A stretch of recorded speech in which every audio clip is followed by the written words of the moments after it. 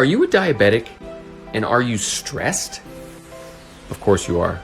Let's talk a little bit more about the stress and diabetes connection. My name's Bowie. I've been a type 1 diabetic for 21 years. I am looking for a cure and sharing information as I go.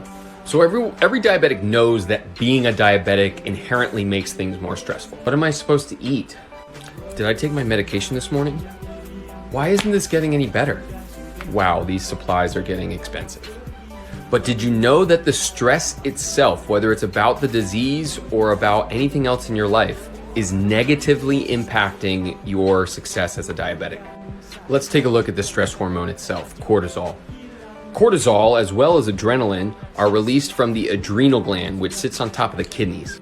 Your kidneys are what control your fluid balance. So how much you pee, what you're peeing out, things like glucose, magnesium, sodium, potassium.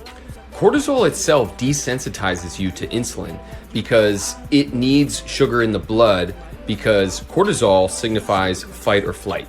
And if you're in fight or flight, your body needs to make sure that it has enough sugar in circulation in order to do what it needs to do.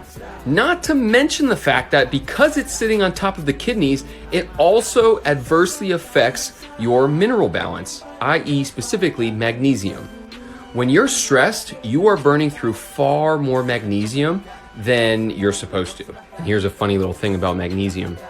Every single pathway in your body related to glucose metabolism, which is what diabetes is all about, has magnesium as a part of it. So if you're low, you're not very good at it. Not to mention that because of that insulin desensitization that comes from the cortisol being in your blood, it also makes your body feel like it needs more sugar. You know, like stress eating, you get that sensation of wanting, something sweet or something salty. That's because cortisol makes you want sugar and causes your kidneys to excrete more salt. So you feel like you're in a sodium deficit. So long story long, cortisol and you stressing about your life, your diabetes, are all making your life and your diabetes way harder to manage.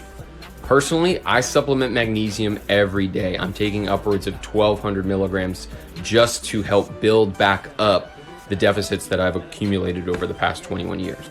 I'm also very conscious of my mineral balance. I am making sure to get my trace minerals, specifically magnesium, sodium, potassium, chloride, boron, all of them. So relax, will ya?